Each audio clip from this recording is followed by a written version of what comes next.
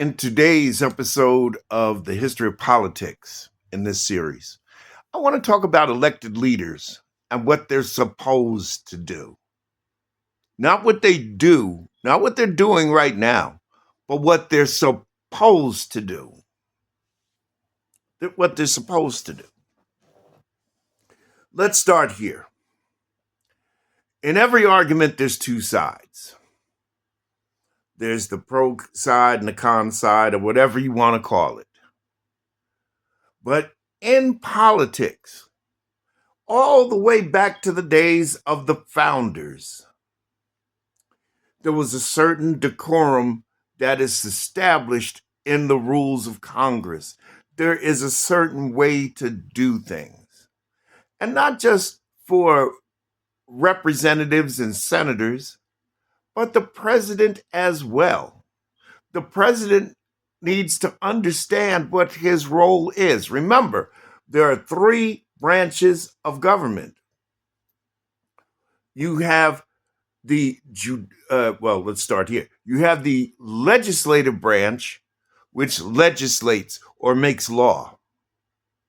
Then you have the judicial branch. Well, again, let me digress. You have the legislative branch that legislates or makes law. You have the executive branch, which executes and enforces the law made by the legislative branch. And you have the judicial branch, which comes into play when there are questions between states regarding law, and also if there is an issue of unconstitutionality. Okay, so that's our three branches. Now, our judicial branch is appointed by the executive branch, but they have to be confirmed by the Senate. The president can nominate an individual for the Supreme Court, and actually for any federal court. But the Senate must confirm it.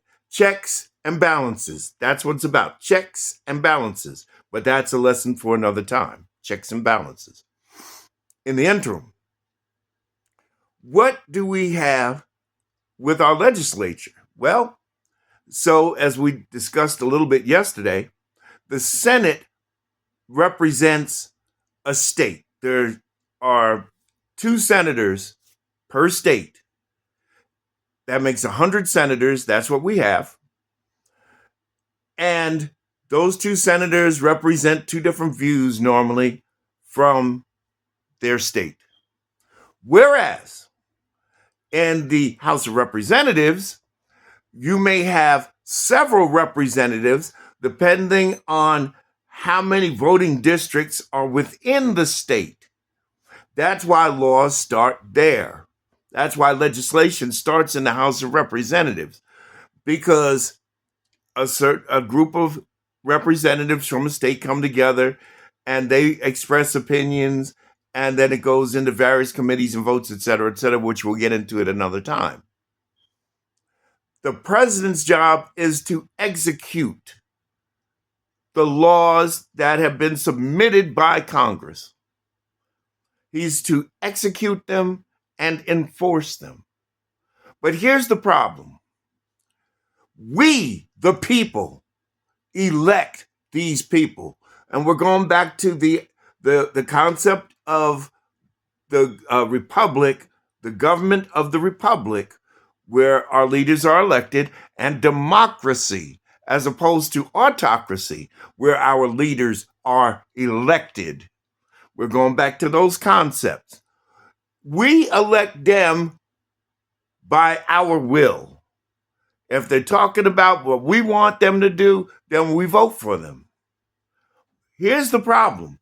When an elected leader gets into Congress, or a president gets into the Oval Office, if they try to change the world for their personal view, they are wrong. And especially if they break the law to do it.